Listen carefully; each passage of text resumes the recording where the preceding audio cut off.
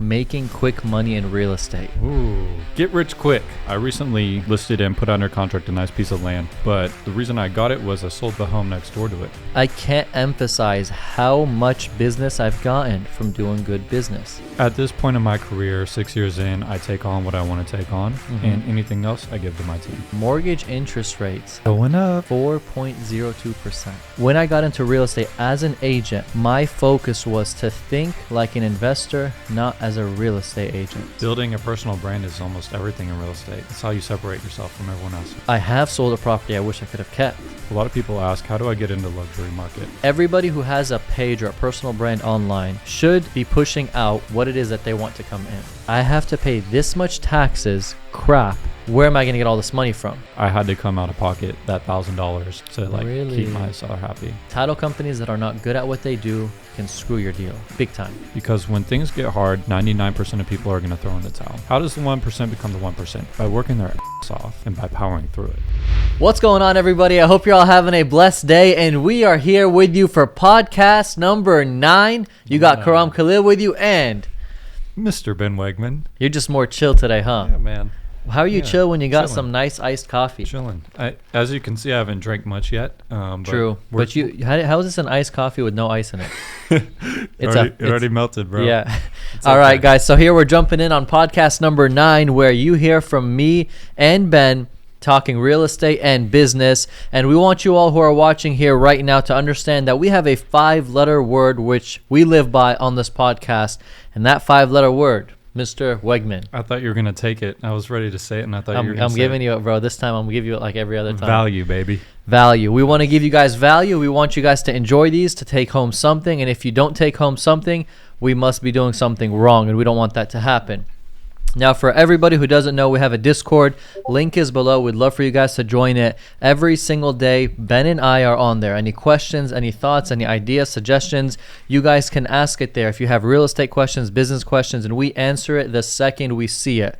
And as I get older, to be honest with you, I start realizing how important it is to have someone who's good at what they do, able to guide you so you don't stunt your growth and allow yourself not to grow the speed you should grow at. So we have that. Shout out to the people on Spotify too. Yeah, man. Can never forget about them. And Apple Podcasts. Apple Podcasts coming soon. Yeah, we have a couple people who've been asking about that. We should throw it up there. We need to. Yeah. I'm going to put it on Jesse and Abe. Apple Podcast, get it up for us, guys. Please. ASAP.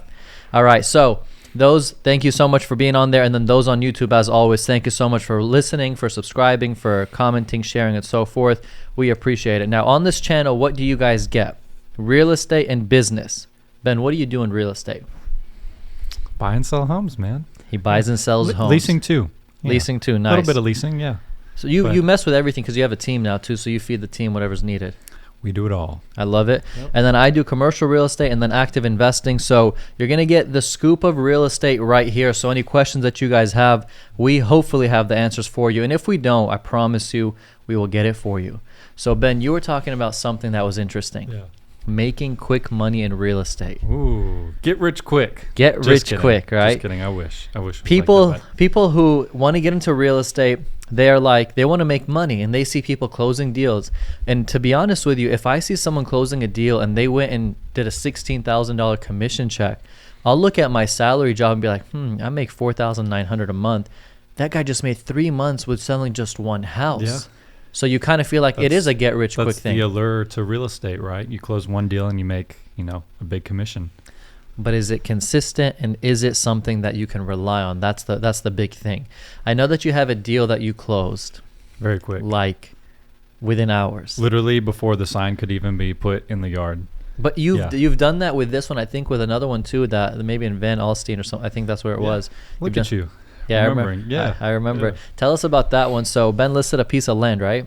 We'll take it back because there's a story that goes behind it. So I recently sold or listed and put under contract a nice piece of land, but the reason I got it was I sold the home next door to it, actually. So same owners, and when I listed that home, there was actually another home on where the land was, but it was like terrible condition, like uninhabitable. Okay. So we sold this home. I did really good. They were like, hey, we actually own the lot next door. Would you like to sell it? I'm like, yeah, sure. And I kind of look over. I'm like, oh, that's going to be hard to sell with like this Like literally the home was like falling over. So wait, there's a home on the land? Yeah, there was. Okay. So I convinced them to kind of bulldoze it and, you know, clear out the land. And so they did so. Wow, and good yeah, job. we listed it yesterday afternoon and it was on market for 6 hours. We got an all cash offer, and the buyer's agent, which I thought was kind of weird, but I appreciated, they actually offered to reduce some of their commission too to make the offer even stronger. Whoa. So my clients actually got an over ask offer on this piece of land. Yeah, in 6 hours. So I call them up. I'm like, hey, we have this awesome offer. Yeah. You know, they're super excited, and yeah, man, it was really cool. So that was some quick money. There's no quick money, exactly that yeah. word. It's a 2 week closing too, so it's literally going to close like 13 days from now. That's so, impressive. So I'm gonna have to touch on this. Yeah.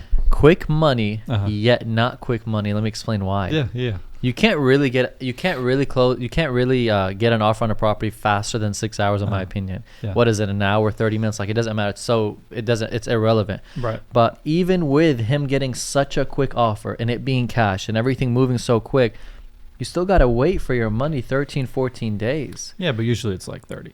Usually it's like 30. So I'm trying to get the point across to everyone that, you know, we're talking making quick money in real estate. There's so many opportunities to do that.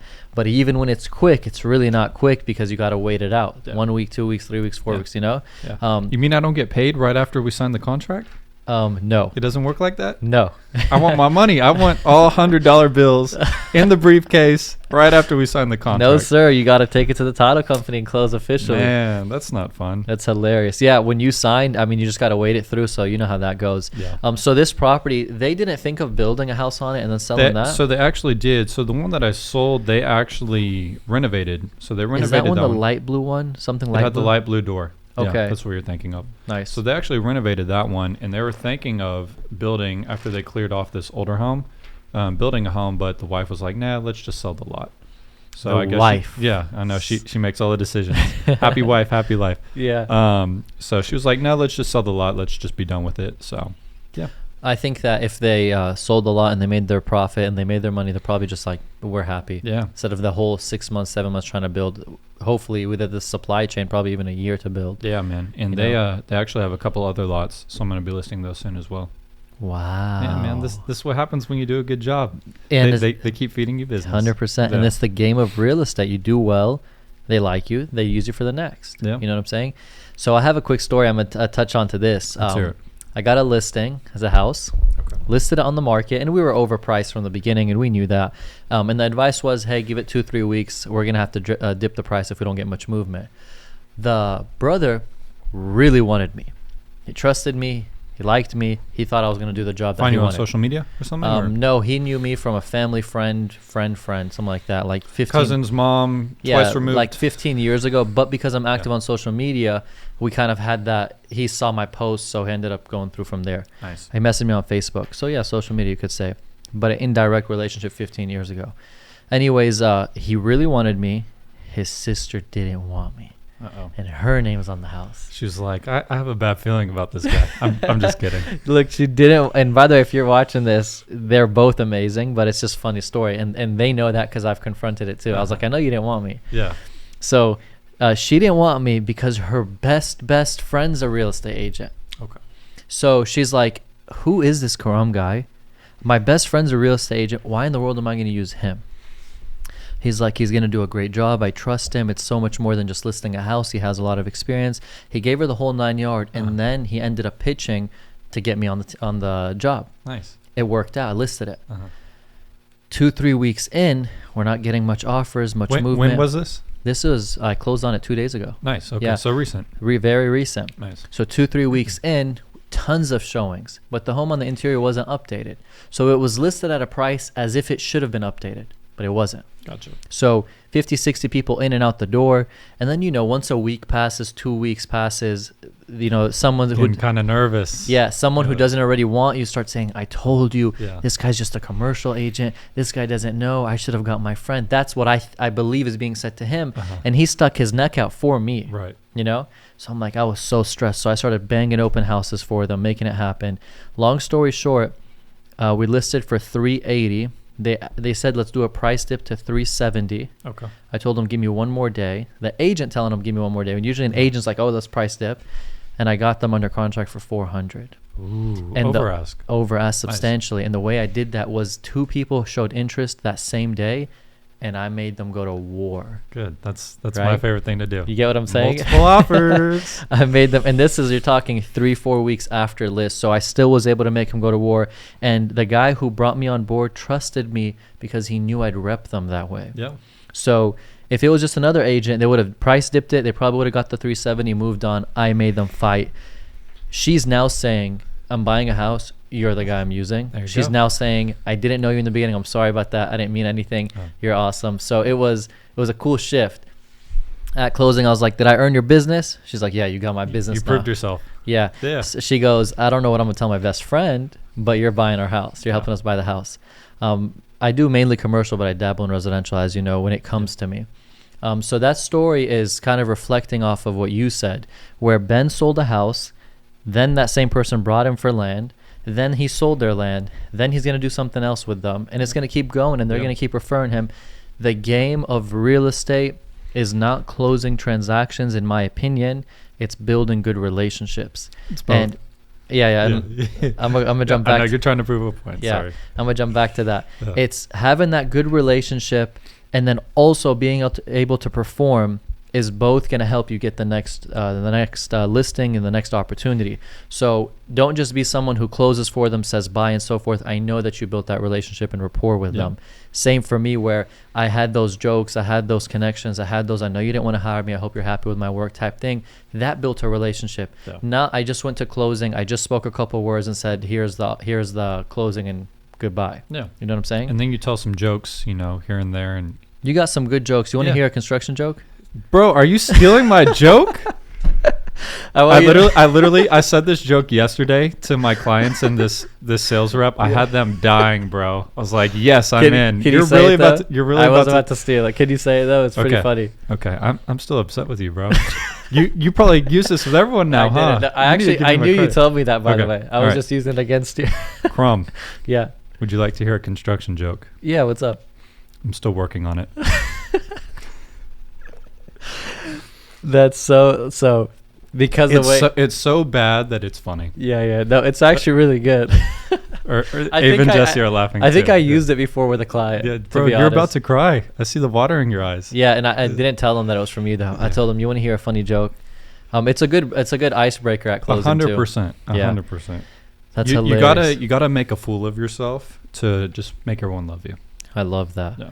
And a fool of yourself, within your clientele and stuff. Yeah. You know what I'm saying? In a fun way. And exactly. So we have that. So building the relationship, building the rapport, and then closing the deals is going to expand you in real estate. I can't emphasize how much business I've gotten from doing good business, doing good work. When somebody trusts you to sell or buy them something, their biggest investment or their biggest, not their primary, but maybe their investments, if you do well with them, they're never going to not use you again. Yeah. I know people who literally get calls 12 years later. Hey, you're the one who sold my house. You're the one who helped me buy this building. Can you help me sell it? You know what I'm saying? Yeah. Didn't happen to me because I haven't been in it for 12 years. You know what you just reminded me of? Yeah.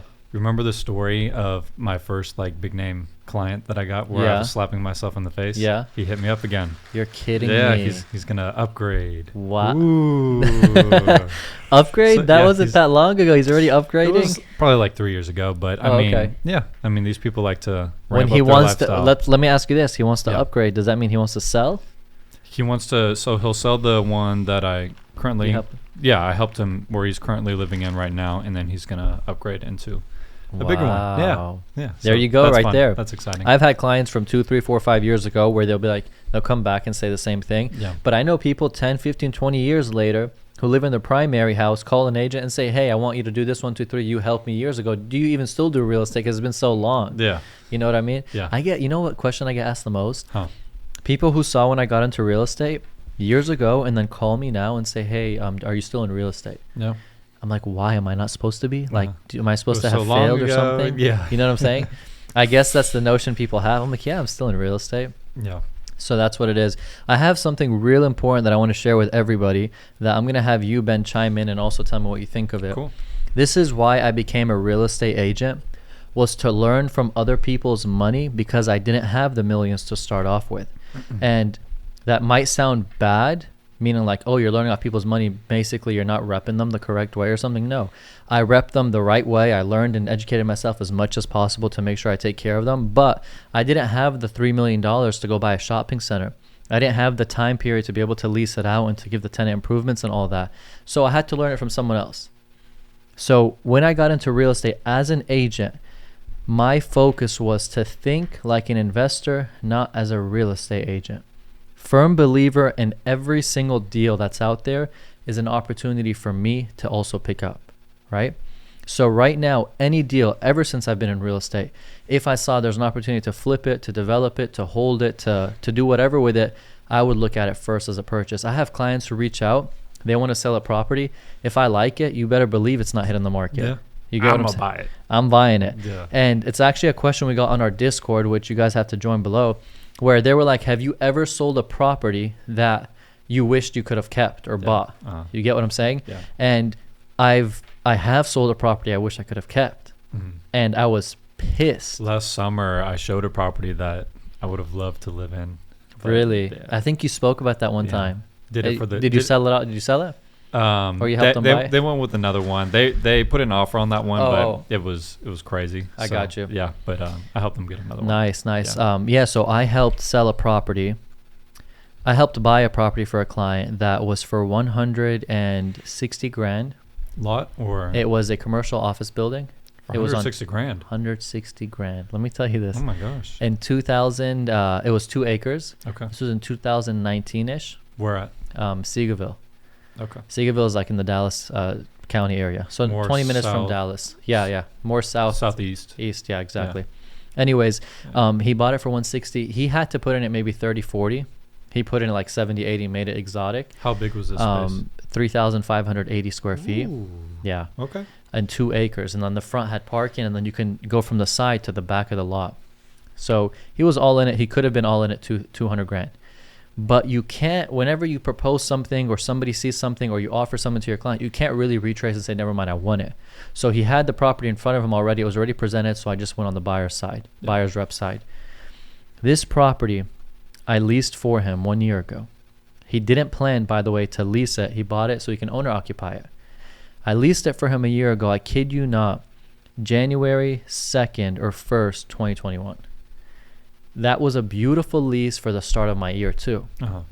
I leased him a 5-year lease, 3% increases every single year, triple net lease, meaning he has 0 responsibilities, Nice. $6,500 a month. Wow. The guys for that one space. that the 30, one the whole building, nice, with the 2 nice. acres. That one property is getting him $8 grand a month, but the triple nets are like $1,500, so he's netting $6,500. What's his like monthly expense? His so cutting the grass, property insurance for the building. He has to keep up with building insurance, property taxes also. That's kind of basically what his property taxes, property insurance, rent and or cutting the grass. mortgage or whatever. And then his mortgage if he has one. Yeah. He bought it cash, so he doesn't have. Okay, nice. Yeah. Nice. Now really cutting the grass and that stuff, the guy does Not much. himself. Yeah, You know what I'm okay, saying? nice. And it's all asphalted, so there really isn't grass. I was just trying to see how much he was cash flowing, but I guess. I'm about to tell you the number. Yeah. When I look at it, I drool. So you're talking 6,500 net, and he has 3% increases yearly, which is supposed to be inflation. I don't know if it would this year, but it's phenomenal lease. He's 78 grand net a year on a 200K Not bad. investment. His return is a 40%. Wow. And it's not leveraged. Not It bad. ain't even, if he gets a loan, he'll probably be like 50, 60, 70%. Hey man, real estate. This is where the money is, man. Oh my This is where the God. money is. There's So, money to be made. That's my As answer an agent, to, as an investor, as Mhm. both. Yeah, dude. It's that's real estate for you. It's wild. So that's something that I regret not picking up. That's a big regret. He's making great money. I'm super happy for him, Yeah, by the and way. you helped him buy it, and then you helped him lease it out, so Mhm. you're making money there. Let me just run this number just to give value to the audience. So $78,000 in this current market in that area probably will sell at a 7 cap. So let me tell you what it's worth today. 78 grand. Explain to the audience what a cap rate is. It's basically your return on investment. So if you're selling it for 7 at a 7 cap, you're basically making 7% on your money. So does the higher cap rate mean Higher better? cap rate means it's a good point. Higher cap rate is better for a buyer, worse for a seller. Okay. For a seller, you want to sell at a lower cap rate because you're giving that buyer less returns, meaning you're getting more on the sale. His property is 1.1 million now. He paid 200 2 years ago based on the lease, because in commercial real estate, in commercial real estate, it's all about the numbers. At the end of the day, if the lease is good, then people will buy. So is he going to sell it? He's not. No. No? He never sells his assets. Dude, you know what I'm trying to do right now? People who have signed to build a home, like who did it a year ago and their home is like complete now, I'm trying to get them to turn around and sell it, because they're up so much on the equity, but a lot of them have like been waiting for so long, like they're in love with the home. They're like, no, I don't want to sell it. Like, I've been waiting this long. But I can imagine you pulling up. Dude, I'm gonna convince one person at least to be like, no, let's turn around and let's flip it, just because, I mean, it would be smart business move. Yeah, I feel like Ben will pull him like, hey, were you interested in selling your home? Yeah, it's worth this much. Yeah, you paid this much. I helped a client buy a home for $639,000 in 2020, 2019-ish, ending 2020, maybe 2020. And he said that 6, 7, 8 months later, someone knocked on his door and told him $850, we're interested. Me and my wife love it, and there's no homes from Grand Homes in the area. And then he calls me and he goes, I may sell it. What can I find? And I told him the cheapest thing that'll match you is 1.1. Wow. And he's like, there's no point then. Yeah. You get what I mean? It's wild, man. It's wild. Dude, let's talk about another deal that I did. Nice. What's up? Crazy, dude. Crazy. Home in McKinney. I've been doing a lot of deals in McKinney. Nice. McKinney's a good area. We listed it for $395. It's in a good area. It's Craig Ranch. Are you familiar? Okay. I'm not, no. It's really nice community in McKinney. But we listed it for $395. This home needs a lot of work. And $395. At $395. Fun fact: they paid $170 for it 10 years ago. So they've almost doubled up. Yeah, doubled up. Yeah, I pulled the past sales. Like, oh my god, that's crazy. Like, you could buy homes that cheap back then. So they paid $170 for it. We listed it for $395. Guess what it's contracted for? This will $395. No. This will just go to show how crazy the market is. $420. $480. What's that? $85,000 over ask. That is ridiculous. It's insane, bro. It's insane. And it needs work? It needs work. Oh my god. But I'm pretty sure the person who's buying it is gonna put in some work and then lease it out. Interesting. I think it's an investor. But how do you Dude, it's $500,000 investment. I don't like those. I think they're too expensive. Well, people in Cali will laugh at us. They're like, we buy a $1.5 million investment. Yeah, it's just like this property is not worth that much, dude. Man. But I mean, I guess it will be to him because rents are higher now too, so he'll make it worth it. It's just, man, it's crazy. It's but ridiculous, I'm so happy for my seller. She's ecstatic. She's chilling, huh? Yeah, dude. She's like, I did not expect this. She's gonna move into her new home, so yeah, that is awesome. Yeah, I think that I love buying rentals for residential from $150K to $250K tops. That's just only what I want to be in. 3, 4, 5, 600K homes, I'm not interested. Bigger homes, bigger maintenance, bigger problems, I feel. But in this new market, it's like if you can, the 150 to 250K home I once liked to buy is now 300. So it's all shifting. People in Cali will laugh, or other places that are more expensive, but that's just how it is. Crazy stuff. And also there's this is a huge point. From what I saw or read yesterday, mortgage interest rates are at going up 4.02%. Yeah. 4.02% mortgage interest rates. They're saying just last year, the same date of yesterday, which February 10 or something like that, 2.8. Yeah. I had not the main mortgage guy I used, but another one. He sent me a voice memo and he was saying that they're going to be at 4%. I was like, dang, like that came quick. Bro, that's hefty. Yeah. That's insane. They're saying that it added on a median priced home, on an average priced home, $250 a month more. What's an average price home? This was just generally speaking. So I don't know what they're like 350, 350K. Yeah, and I don't know if they were talking Texas or Dallas or anywhere. That's just what the article I was reading. It didn't specify. Yeah. But we're just gonna assume whatever it might be, $250 a month more on your bills. And they're saying this is aside from inflation and all the other costs that are going up. And they're saying people who have set salaries, now you're paying $250 more if you want a home. Plus, you have more inflation to your car insurance, your house insurance, your food, and all that. Everything. It's pricing people out big time. Yeah. And they're saying purchasing power got a lot weaker now. Yeah, purchasing power. But I mean, on the flip side, rents are up too. So it's like, what do you do? Yeah. You know, it's Rents, a weird they're saying situation. rents lag behind the market. So if this is up, they're saying it's going to come up even more. And that's what the bet is too for a lot of people buying. So a lot of people buying multifamily right now at 3%. So a cap rate of 3. Okay, that's what they're buying them at. Okay. So 3 caps. So they're buying them at that, assuming it'll become a 5 cap when the rents actually catch up. Gotcha. That's what their bet is. I can't even believe someone will invest 30, 40 million for a 3 cap, but people just want to park their money. Yeah. So that's Real just estate how is it is. just, I mean, it's pretty safe, so that's why. Yeah. Yeah. They say multifamily in Texas, Dallas specifically, was the fastest growing and the hottest investment in 2021. Well, Yeah. So we're booming out here. If you guys aren't over here, you should be here, but I don't know if we got any space for y'all. There's no more builders I'm helping able to keep up. people from Jersey, that's who I was with yesterday. They're moving Oh, from Jersey. really? Yeah. So everyone's Wow. coming here from I had all a, over. I had a client from New Jersey who reached out, wanted me to help them and so forth, and then they changed their mind. So maybe it's a client that you stole from me. Probably. I'm like, where did they go? Ben's like walking to the showroom houses. yeah. Like, this guy took over. My these clients, they're actually it's funny, we're talking about TikTok. They're actually really big on TikTok. Yeah, TikTok and the Instagram Reels. You know, you can Wow. get paid for Instagram Reels. I heard. I never Yeah. knew. I don't know the numbers, Yeah, but I so heard. they're real big on that. They, you know, what's funny is they were actually on YouTube and they transitioned over to doing this. They're like, no, we like TikTok and Instagram Reels more. So they kind of stopped you too? Yeah. Wow. They're like, this is much easier. It's not as much editing, and it's like quick. You know what I mean? It's like 10-second Interesting. clips. Yeah. Interesting. But, Did yeah. they found you from social Yes. social media? And they're going to build a new home. That is awesome. Yeah, so they must be doing it right. Yeah, 100%. Yeah. Happy for them. Very nice. Yeah. Let me ask you this. As a real estate agent, should you focus on just your niche or niche or however someone will say it? Should you just do residential? Should you just do commercial? If that's what you do, just do that. What's your take on that? Well, I mean, if you're mostly doing residential, but you get a good commercial lead, why not take it on? Assuming you know how to do commercial deals, because obviously they're a little bit different. But I would take on anything, especially starting off. Like as a new agent, like take anything you can get, even if it's a lease lead that's, you know, an hour away, that's not going to pay you anything. Mm-hmm. Still do it, because who knows, maybe a year later that person will turn into a buyer and you'll make, you know, 10, 20 grand. Okay. Yeah. So let me ask you this. Take on anything. Take on anything. Yes. At your level and scale right now, Uh-huh.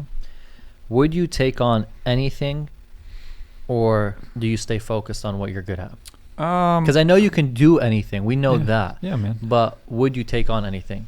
So at this point in my career, 6 years in, I take on what I want to take on, Mhm. and anything else I give to my team, which is Gotcha. the beauty of having a team. Because if I kept going at the pace I was going at, like in the previous years with the amount of business I have now, I would literally run myself into the ground. Like How many it closings would do you not have be in good. February?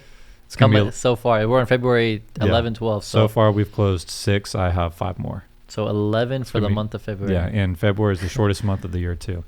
What's that? So That's funny how you said if that. you close 11 deals in February, which is 28 days, what's that? A closing every like 2.3 days, something like that. Isn't that crazy to think Oh, of? that's a good statistic. Yeah, like every Interesting. 2.3 days I sold a home. Like someone will do the correct math. Yeah. But yeah, it's probably something Oh, like that. they'll correct you. They will. That's okay. They'll correct you. Yeah, Guys, that's okay. 28 days, 11 closings. What's Yeah. the exact number of homes sold per Let month? us know. Let That's us know. hilarious. Yeah, so it's yeah, dude, great month. Great month. That's awesome. I think that do you take on any business is an interesting one, because let's say for me, I'm commercial real focused, but I still take on residential if it came to me, because I feel like it's not hard to do. Yeah. And the market right now is good for listings. So I'm not going to say no. 100%. Yeah. As a new agent or as an experienced agent, I like what you said. So you'll basically take on anything, but you'll pass it to your teammates and Which who is, can pick it up better. you know, the beauty of, you know, where I'm at right now. Yeah. That I have all this business coming in, and I have great people around me that, you know, even if I pass it along, I trust that my people will do it right. So, Nice. Yeah, dude, it comes with time. Yeah, and as a Yeah. new agent, I would make sure that I have someone who can help me take on whatever that may be. If I'm doing residential and a commercial deal came, because you don't want to do disservice to that person who's hiring you. Yeah, You don't want to just exactly. take it, list it, and then them saying, why isn't it selling? And you're like, because it's overpriced. Then you sell it 100, 200 cheaper. and you really did them wrong. You just didn't market it right or do it right. Right. You got to be careful on that. Yeah. Speaking of marketing it right, marketing yourself. What do you feel as a real estate agent that you need to do to market yourself? I have some, thoughts here. How do you market yourself? Great question. Who are you? Yeah, great question. Are you the commercial realtor, the residential luxury realtor? Are you the lower price point realtor? Are you the investor realtor? This is a question that I want to bounce with you. Yeah. How I perceive it, how things are for us. Who are you? And I think that's huge for someone who's trying to get business. Building a personal brand is almost everything in real estate. It's how you separate yourself from everyone else. You know what I mean? So, we harp on social media. Yeah. Obviously, part of building your brand is being consistent on social media. I think you need to be posting something every single day. Interesting. If it's a tour, if it's a market update, which is, interest rates are going up, whatever it is, if it's a closing, be posting every single day to remind people, this is what you do, this is how you get paid, and you're here to help them out. You know I what love it. I always market that I can help at all price points because I want to capture everyone. I don't want to be like, oh, I'm a luxury realtor when, you can do $1 million closing selling $300,000 homes, $333,000. Yeah. That's a lot easier to do than doing a single $1 million home, because it's more volume. You know what I mean? Mm-hmm. So that's why I say that I do all price points, because you can still do those big numbers even with smaller homes, which is very important. Don't pigeonhole yourself. Unless so your posts, so you're saying who you are, right? Exactly. By telling them I do all price points. Exactly. And I want to touch on the luxury market, because a lot of people ask, how do I get into the luxury market? Mm-hmm.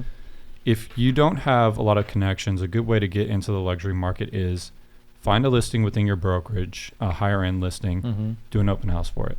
Nice. That literally puts you in front of all these high net worth people, because they're coming in, to see the home and whatnot. And maybe one of them does not have an agent. If your brokerage doesn't have any, go to these new build communities, go to the builders.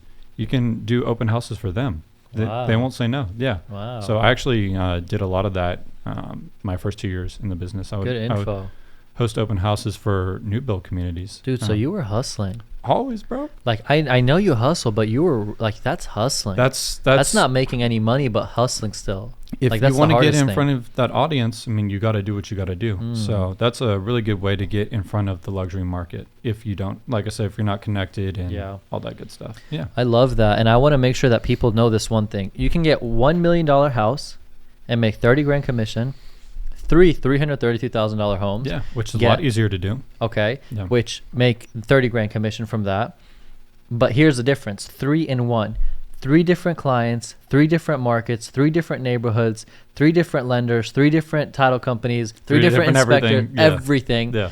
How much more doors will this open for you? Yeah, good point. Maybe 3 potential more doors than this one door. Yeah. So people get caught up with, I'm selling, I was talking to a guy, he's like, I'm a single agent. I sold till now, 2021, 90 homes. I was like, nice. Yeah. You know what his response was? But they're lower priced homes. I was like, and? He's like 100, 200, 300K homes, right? I was like, you're crushing it. You're doing great. Now take that same market that you have, expand the team and start doing 200, 300 of those in volume.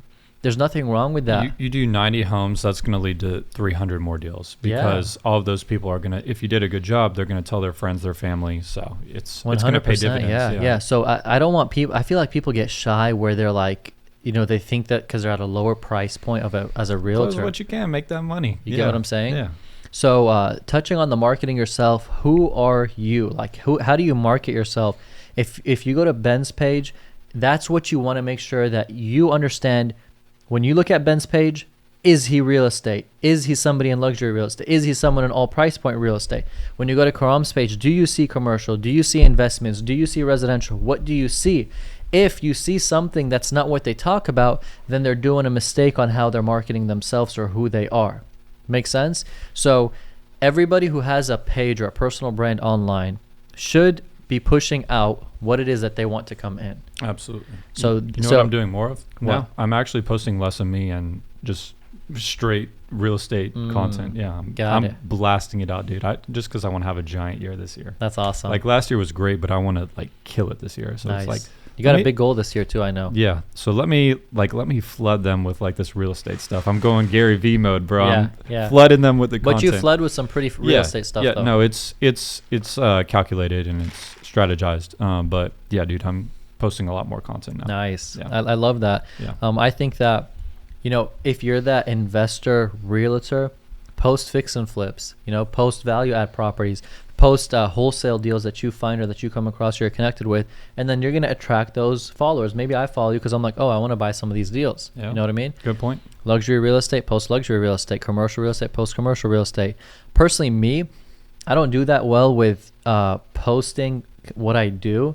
Not because I don't know I need to do that, but more because I'm just so focused on the real life business that I tend not to go and post like this shopping center or this I just signed a lease here. I feel like it's just so much more work on me right now that I can't handle. But in general, who are you is the question I want everybody to answer for themselves, and I think that'll help you guys out. It's a good one, man. I like that. My man. Yeah, my man. This is going to be big advice for realtors. Are you ready for this? Your favorite ready. part? Yes. Taxes. Ooh. You know you love paying taxes, right? Love it. All right. So my favorite. It's your favorite part of the year or favorite part of the quarter. Yeah. Because I know you go quarterly.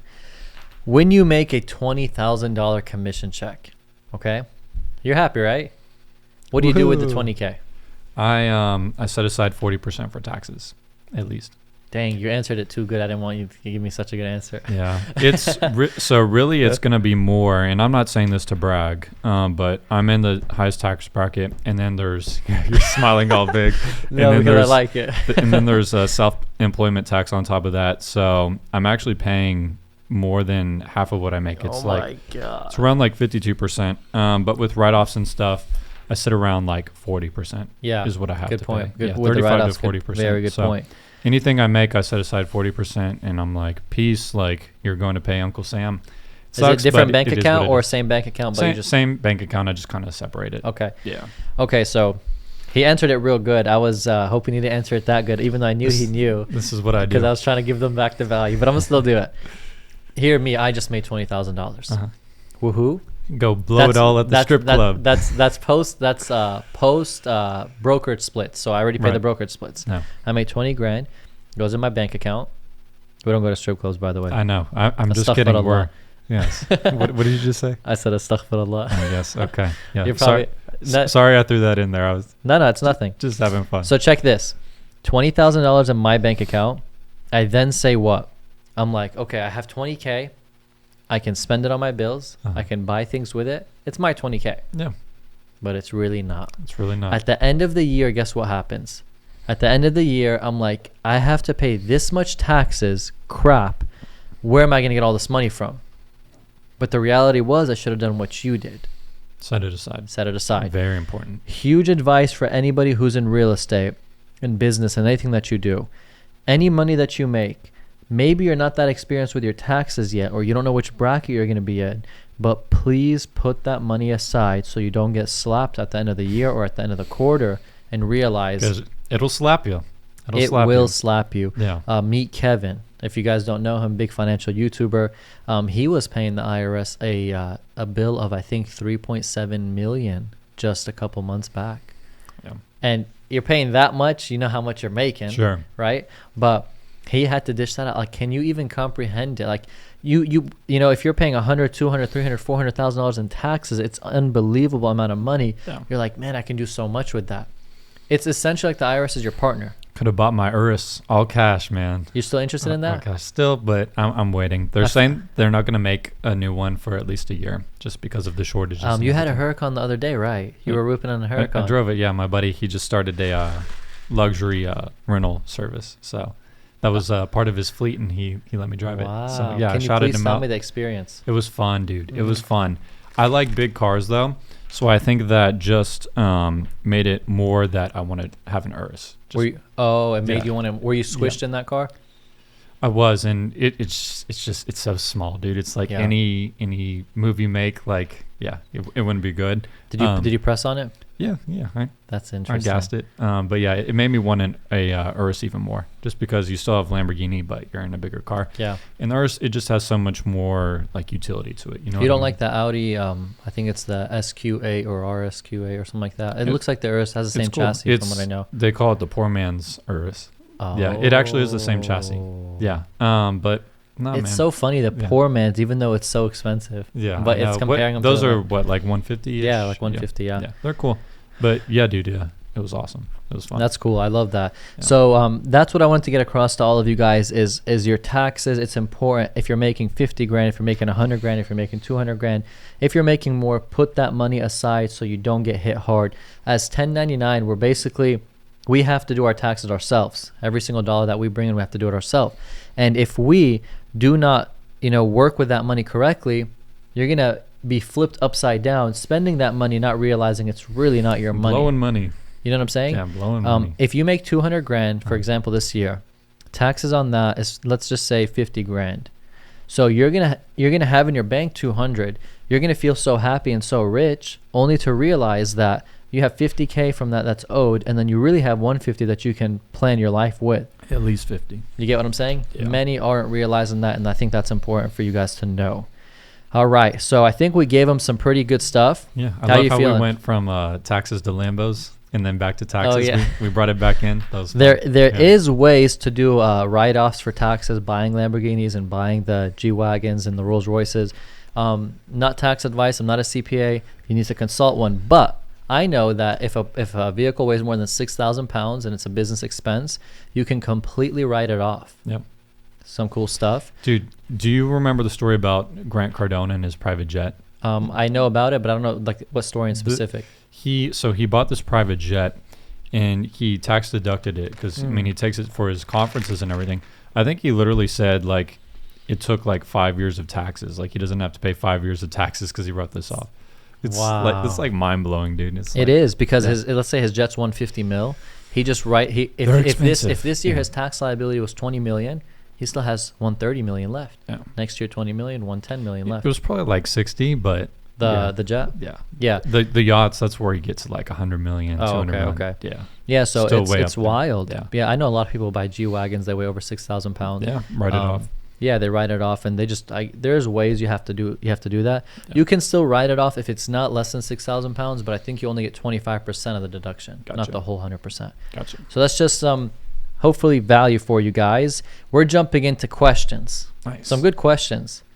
Listen to this. Hector Ramirez from the Discord, by the way, link below. He's asking this question in the Discord. Go join. You guys have to join there. Yeah.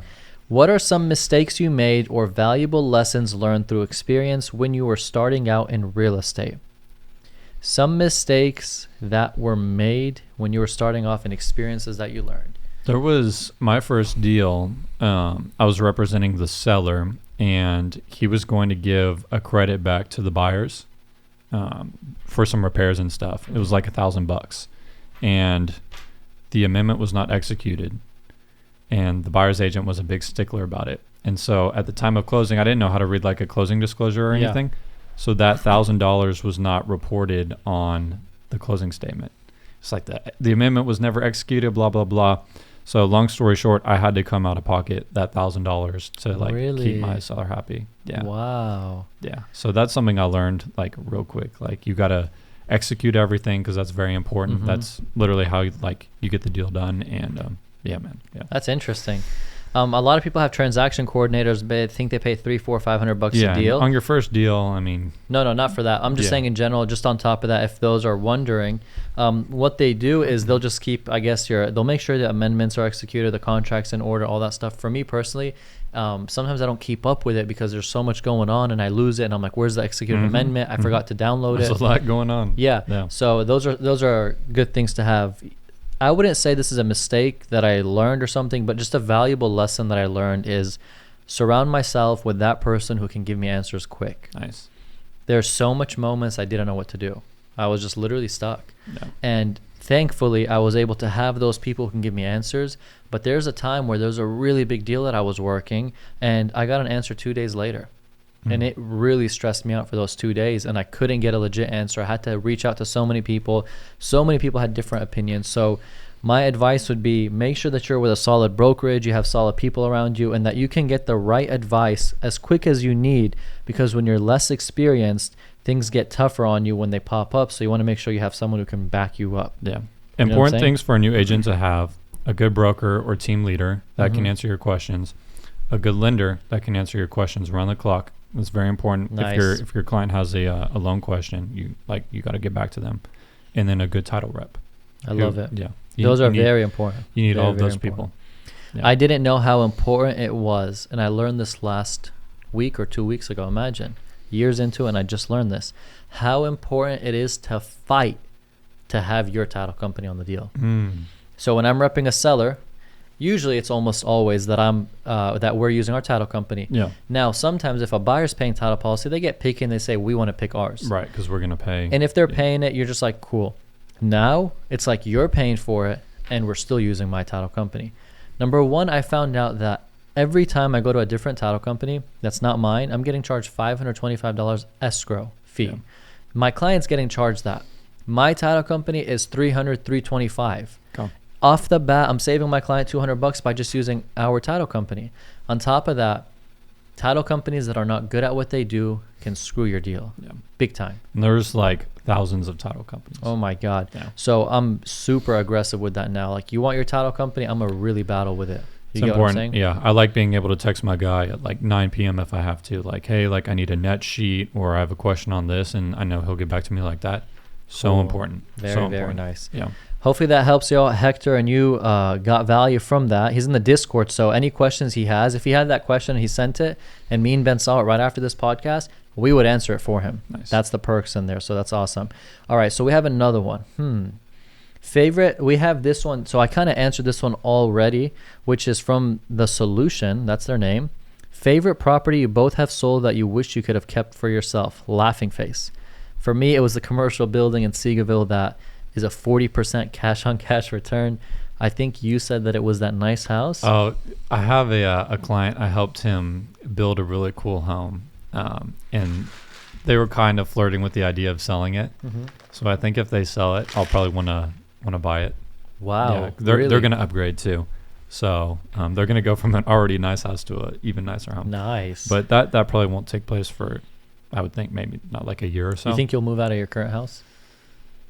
Like, you think Maybe. that you would rent it, or you would sell it? If I can, I would sell it. I would just cash out. Okay. I don't want to be a landlord right now, and I don't really want to hire a management company. Got you. Yeah, that's just me. I want to like move on with it. You know Keep what I your mean? money flowing and Yeah, stuff. yeah. I So hear you. if they list that, or if they tell me they want to sell it, then yeah. Do you think that, this is not related to the question, but are you a fan of 5% down, 10% down, 20% down, 50% buying it all cash? I'm a fan of doing what makes sense for you. If you can put down 20% and not pay PMI, private mortgage insurance, go for it. Yeah. You know what I mean? If you have the means to do that. If you're a first-time home buyer and you can only put down 3%, which is, if Yeah. you are a first-time home buyer, that can be your minimum, then do that. Do whatever you feel most comfortable with. Nice. That's what I'm a fan of. I love that. Stefan or Steven? Stephen. Stefan or Steven? I'm going Steven. I'm going Stefan, Okay. just because you went Steven. Yeah. Steven _Valdez _realtor. So Okay. we know he's a realtor. Yeah. It's in his name. Yeah. When y'all started getting all this money from real estate, what was your reaction?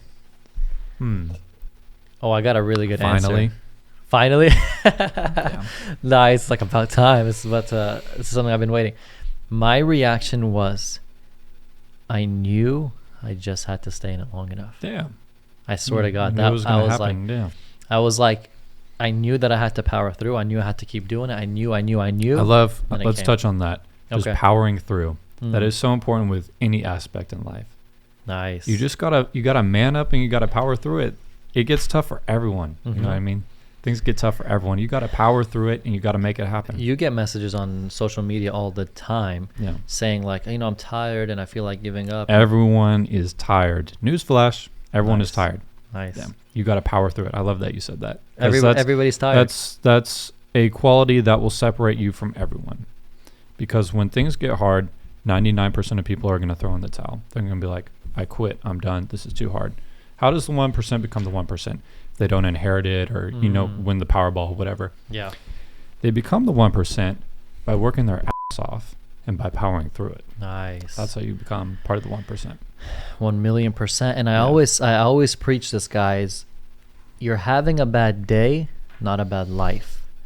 Power through that day, that week, that weekend, that month, and I promise you things will get better. It's just a bad day, not a bad life. I may have talked about this on the last podcast, but something that helps me a lot right now is if I'm in a stressful situation, I think to myself, is this going to matter a week from now? Is this going to matter a month from now? If the answer is no, why are you so stressed about it? Just make it happen. I love it. Just make it happen. That is so powerful in and of itself. That's a mindset thing. It's a mindset thing, and you're looking at the bigger picture. Because when you're frustrated, you're looking at the smaller picture, like, oh, this person pissed me off, whatever. You got to look at the bigger picture. Is this going to matter a week from now or a month from now? If not, dude, who cares? Dude, I love that. Just make it happen and keep moving. I love that. Yeah. Do you have you ever looked at yourself in the mirror and said something? Yeah, I'm all about that. I'm all about hyping yourself up. Yeah, dude. Nice. Yeah, I'm all about that. That's cool. There's I don't know. I just feel like you got to. I feel like it's I see you doing that. Yeah. I do it too. It's important. And sometimes just get super hyped up. But I feel like if you're not your biggest cheerleader, quote unquote, then who will be? Who will be and who is? You know what I'm saying? Yeah. So we support each other. We're there for each other and everything. But at the end of the day, when the deals in the life and the things get tough, you got to pick yourself up. Yeah. You can't always rush to somebody else. Especially if you're a man. Like, no one is going to come to save you. Nice. You got to save yourself. 100%. Yeah. What I think, though, is, in business in general, everybody has those tough days. Everybody has those overwhelming times. And I think that many people don't realize that until you put it in perspective for them. They think that it's just them going through that thing. It's so important that you said that, because literally everyone is going through something. We don't know what's going on behind closed doors in anyone's life. You know what I mean? Unless they're telling us. 100%. But yeah, everyone goes through something. It's not just you. I love it. Steven or Stefan, good question. _Valdez_Realtor. Great question. Hope that answered it for you. Ooh, this one's pretty good. I like this one. The Xavier Martin. And it's with an X, so I don't know how I knew it's Xavier, but I learned that a while back. What makes someone decide to get into commercial over residential and vice versa? I did that transition. What made me decide that is I wasn't that happy doing residential. You get what I'm saying? Just if you feel like you're doing good at what you do, then stick with it. If you're happy with it, stick with it. If you're not happy with it, then transition if you're blessed and able to transition. I was doing residential. I wasn't too happy doing it. I switched over to commercial, and I just, focus on that, but dabble into residential here and there. And that makes me happy because I don't do what didn't make me happy in residential. Nice. Makes sense?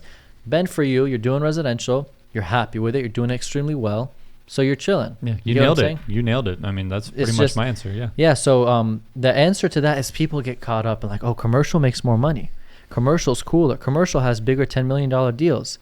Actually, residential's cooler. They don't say that about commercial, but it's not like that. A hustler's a hustler. They're going to make money in commercial. They're going to make money in residential. I know real estate agents who are residential making way more than commercial. I know commercial making way more than residential. Yeah. It's just who works hard. Yeah. So don't go after the money if you think it's for the money. All right. We got this guy. His name is, he has an X, but I know his name because I actually know him. His name is Ahmed. Okay. I say it with the Arabic accent. Yeah. Hadi. Karam. Ahmed Hadi. How do you deal with difficult clients? Is there a point where you decide to drop them? I just recently had to do that. I don't want to get too much into it, though. You told me there was something going on a week or two ago. Is it time to say it or not time? No, or are you still working? It's not time. Crap. Okay. It's not time. By the way, I pulled stuff out of Ben. If you guys like that, if you guys appreciate me doing that, give us a like, give us a share, give us a comment, and show some love for that. And then tell me that you like what I do so I can keep doing it to him. Yeah, there you go. Sometimes it's very rare you have to say goodbye to a client. You have to be like, you know what? This isn't working out. I think it would probably be best if you use someone else.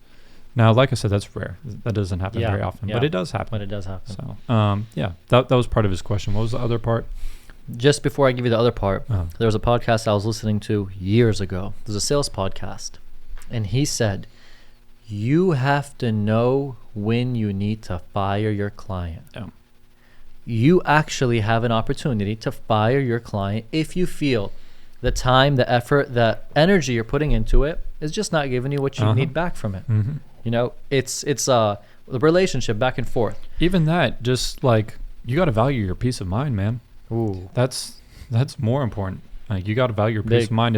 If what you're working on is disrupting your peace of mind, you got to cut it out, man. because come on, like, guys, you're gonna work hard to make that 5, 50, 100 grand from that one client, and you have no peace of mind. When you get the money, yeah, it's great, but You're just the hell you went through. Yeah, the hell you went through. You're just gonna like, hate the business, and it's not good. It's not good. I like it's that, Not yeah. a good path to go down. You answered it for him because he said, how do you deal with difficult clients? And then is there a point where you decide to drop them? And it's just when the peace of mind and it's just not working out.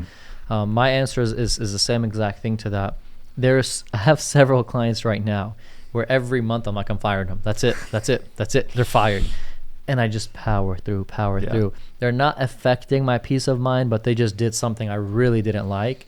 And maybe it slashed my commission. Maybe they did something that wasn't using me. Maybe they make me do more than I should, but I'm like, I'm making money from them. Yeah. So I have to stick with it. Yeah. So you have to balance it out. mhm. There's some you got to stick with, and then, like I said, on the rare occasions, there are some where your peace of mind is worth way more than the commission. Exactly. And, Yeah. We'll leave it What at you that. said is powerful, Ben, by the way. Let's hear it. Don't let the thing make you hate the business. Yeah. Because that could. It will happen. Yeah. It will could. happen. Yeah. Good stuff. Hopefully that answered it and Yeah. gave value to you. I like this one a lot. Jeff Sajang got the keys. Jeff Sajan got the keys. Nice. Really cool question. I think it's great. Walk us through a transaction from sending the buyer rep to closing. Sending the buyer rep to closing, I don't understand, but I guess if you're a buyer rep, he wants us to take it from being a buyer rep to closing. Fun fact: I don't make my buyers sign buyer reps. Oh, he's talking about a buyer rep? Yeah, buyer representation. Oh, okay. So he's Yeah. talking about, okay, good thing that Yeah. you put, okay. So from sending the buyer rep, okay, so he's saying, what is the transition from, you just had somebody sign a buyer's representation agreement. Step close. one. Yeah. So you send them a buyer's representation agreement to let them represent you, meaning they can't use another realtor. You're entitled to And that commission. If they do, then they have to pay you a commission. still. Okay. So he's saying from there all the way to closing. I love this question. We got to take it slow and let's Good. do it. Okay. Yeah, let's take it First slow. thing that Ben said, this is pretty fun. I love these podcasts. Yeah. The first thing that Ben said, I do not And remember. This is just personal. I don't make my clients sign the buyer rep. I'm form. touching on that. I don't Yeah. remember ever doing that. Yeah. I didn't even. So you don't do that either. I didn't even know what he said. Like I Gotcha. couldn't comprehend it. Yeah, some But I agents do because it binds Yeah. the client to you, so they won't run away. Dude, I did but not use it at I all. I don't like them feeling like there's an objection, like they have to use me. You know what I mean? Because Facts. if for whatever reason it doesn't work out, like I want them to go about their way, and I go about my way. And trust me, if I know a client's bumping with another bunch of other realtors, I know that already. I can tell, and I'll know Yeah. that early on, and I just will delegate my efforts according. And it's also awkward when you're meeting someone for the first time and you're like, here, sign this piece of paperwork that binds you to me. It's just, I don't know. It's not my thing. But there's no right or way about it. That's just what I do. I met a random guy at Starbucks. Never heard of him. Never knew him. He never knew me. Random. Complete Yeah. random. I don't even know. I think he called me off of a sign. And he wanted me to help him lease out a commercial space. Met him there and everything. And I actually took a buyer's rep with me. Oh, nice. This is the first time ever. Maybe Uh-huh. 2018, Yeah. 19. Was it a big deal and you were kind of... It was nothing. What made you want to do the buyer's rep? You were just like, this is probably a good idea? Or? I was a new agent. I had no okay. clue what I'm Yeah. doing. Well, that's what a good brokerage should preach for you to do, is get Okay. that signed, because it is important. But like I said, everyone runs their business differently. Yeah. You know what I mean? I don't. So let's say that I have a brokerage personally myself. If I had my own brokerage, I don't know if I would train my agents to use a buyer's rep personally. I think wouldn't. that it gives a sour taste quick. I agree. to many of the potential people. So I had him sign it. He actually did sign it. It doesn't mean jack. At the end of the day, if he just disappears on you and stuff and he does his own business, you're really not going to hunt him down. You're really not. If the person doesn't want to deal with you, doesn't want to deal with you. It just is what it is. Yeah. So, okay, we didn't give him. But let's assume that we do make our client sign one. So They signed it. Okay, So so they our signed it. our buyer client signed the buyer tenant rep Mhm. form. If they're not pre-approved already, connect them with your lender so that they can get pre-approved. So you don't show them anything until. No. Nice. Because we need to know what they're able to afford. But Ben, they really want to see the house. Yeah, it's a really nice house. That's too bad. Maybe when I first started in the business, I would do this. But now I just because I've learned, like, sometimes they won't get pre-approved and you wasted all your time. So you get them pre-approved before you show them anything. Because number one, you need to know that they're able to afford something. And two, you need to know what they're able to afford. Got it. So you get them pre-approved. Once you get them pre-approved, you get a list of everything they're looking for in a home. So what are your wants? What's your wants and needs? And based off of that and their pre-approval amount, you put together a list of homes. You send it to them. You send in a auto-generating list that will update daily as new homes through the MLS. Yes. Okay. Yes, through the MLS. So you as an agent, you're going to set it up for them. Correct. Yep. And then it just auto sends them it daily to their emails or whatever. So based on that list, they'll send you things that they want to see. You set up the showings. You show them the home. They see something they like. You write the offer, and you just kind of go from there. So you showed them 5 homes that day. Yeah. They liked the third home. Do you go from that third home back in the car and draft the offer, or do you finish the other 2? If they want to see the other 2, I'll show them the other 2. If they're like, no, like let's cut it and let's go. rush, and then I'll do that. Okay. Just kind of client preference. So the third home, they liked it. They said, let's cut the other 2. Then you go home, you draft up the offer. Yep. The offer is sent to the buyers. They sign it. You attach the pre-approval. You put the information of brokerage services for you. I guess they initial that and stuff. And then you send that offer, and you CC. We lost our picture, but it's okay. They can see the Samsung bumping around. It's okay. This important. This important. Guys, sometimes this happens. It's okay. Okay. I was like, I completely lost track. Yeah, I know. I saw this like moving. So around. you can do this right here, by the way. Yeah. There we go. Look there you at go. you. Okay, so look, then you CC the lender when you send the offer. Very good. Right? Very good. Why do you CC? You want to get them in the loop. You got to let them know, like, hey, this guy is actually about to buy a home. You gave a pre-approval. You better be about it and deliver this pre-approval. And so once you send the email off and you CC the lender, then you need the lender to attack the listing agent in a kind way. Yeah. Be like, these guys are a slam dunk. These buyers, they're a slam dunk. They're well qualified. If you have any questions, call us. Nice. Give the seller's agent confidence. Assurance. Okay. Yeah, that they'll pass along to the sellers. They accepted the offer. So what do you do when they accept it? You call your client? You call them, you get them all excited. Yay, we won.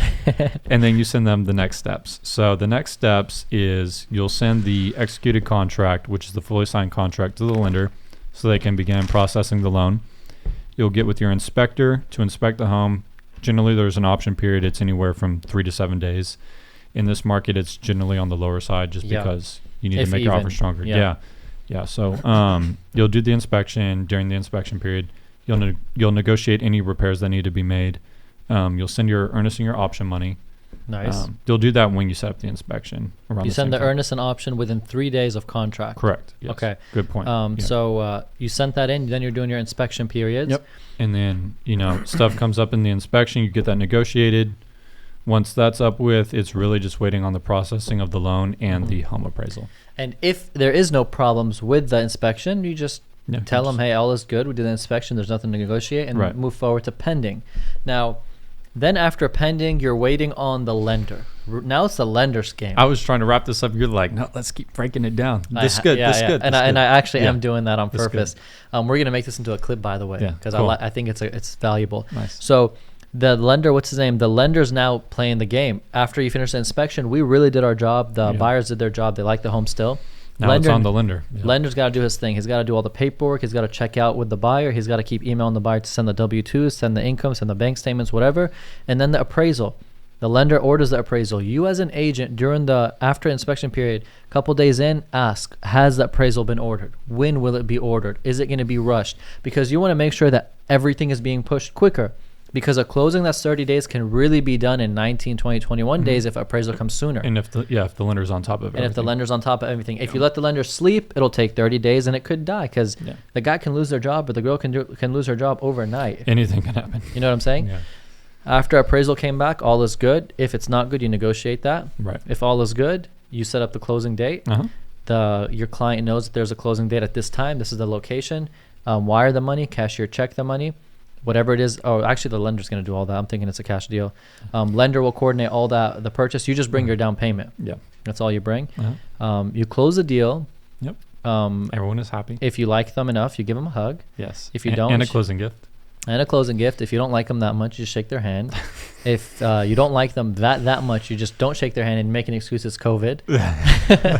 So it just depends your relationship with them. And I think that we kind of that was pretty good. And then cool. they get their keys after that, and they get their picture, and everyone is happy. Where do they get their keys? Do they have to go to the post office? No. So sometimes they'll be able to pick their keys up at the title office. Yeah. Other times, the agent will hide a key under the floor mat or something. Got it. Or keep it in the lockbox, take it out of there. Then there. Here's an important one, by the way. When you sign at the the title company, if you sign first before the seller, you got to wait till the seller signs. Yeah. When the seller signs, if it's after 3 p.m. or a certain time frame where wires are cut off, it's not funded till the next day. So legally, you don't own the house yet, and your clients can't go and party in the house that night or move in that house that night. Yeah. And we don't get our commission until it actually gets funded. Funds, yeah. So you usually wait for an email that says funded in caps. Life is great when you get that email. You tell your clients that and you move forward. Yeah. Nice. Cool stuff, right? Yeah. Good stuff. Walk them through. What's his name? Yeah. Jeff Sajan got the keys. Good job, Jeff. We got the keys after that answer. Yes. Cool stuff. All right. So, Jeff, that was good. Thank you so much. And I hope you got that value on that. And we got our final question over here before we wrap it up. And this is from Abe.FLX. Abe, I actually thought this was you. I'm not kidding you. For some reason, the profile picture has a cat in his face. And I'm like, is that my little brother when he was little with a cat picture? But it's not you, Abe, right? Okay. He says, let's check this out. I don't know the answer to this, but I might think of it. Okay. What is yourself, which is like meaning me, or Ben's biggest goal to achieve in life or in real estate?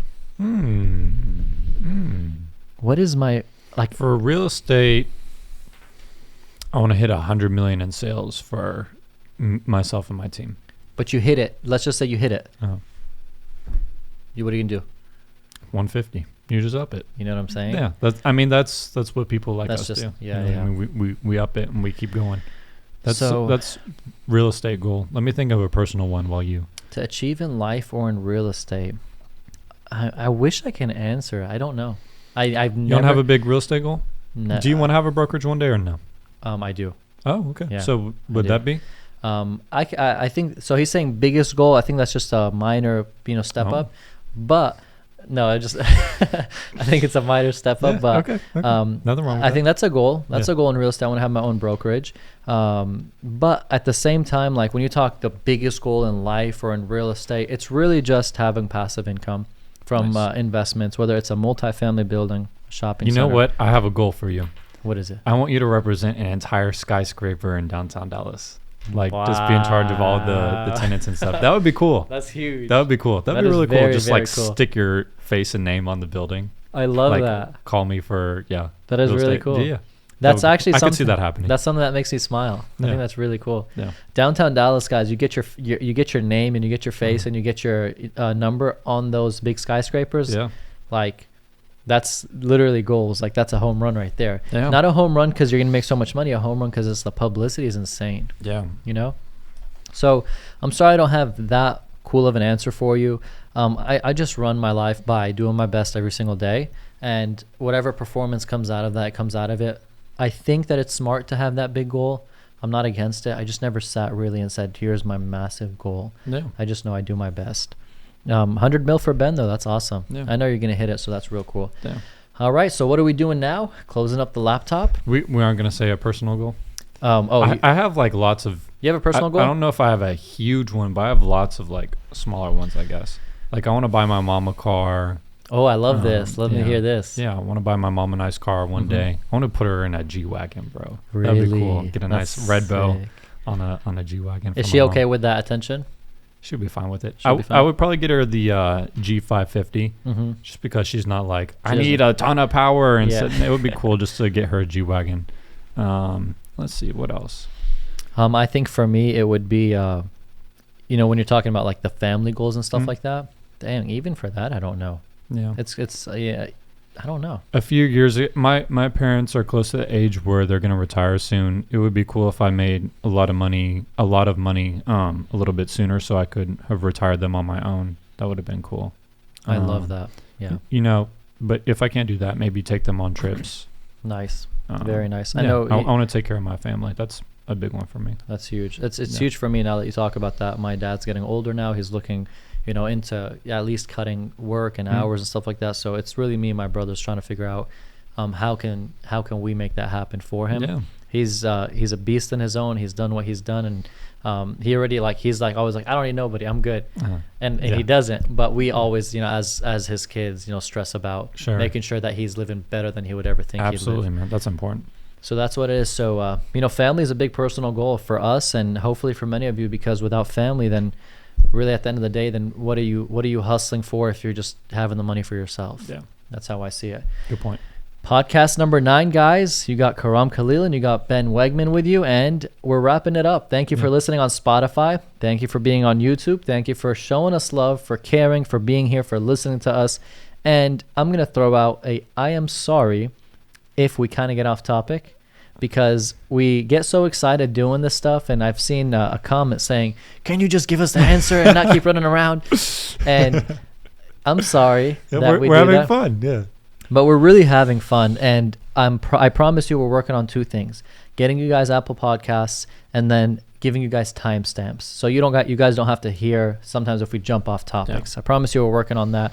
So we're gonna give them that apologies. Yeah, man. But it's funny, I saw that we completely get off topic, and it's not because we don't want to give you the answer. It's just because we're having fun. Yeah. That's really what it is. This is what the podcast is about. We stress a lot with work. We work a lot. We work after hours a lot. We work day in and out. And we know when you come on the podcast, we just share what we do. It's a fun thing for us. It's kind of like a de-stressor. Yeah. You get what I mean? So I think that's why we do what we do. This is our therapy. Literally. Our therapy. Our Conor McGregor says therapy session. Yeah.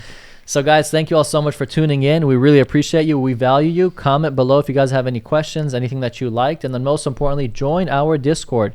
You get value, and I promise you will make millions of dollars if you ask the questions, you surround yourself with the right people, and we are there every single day to help you out.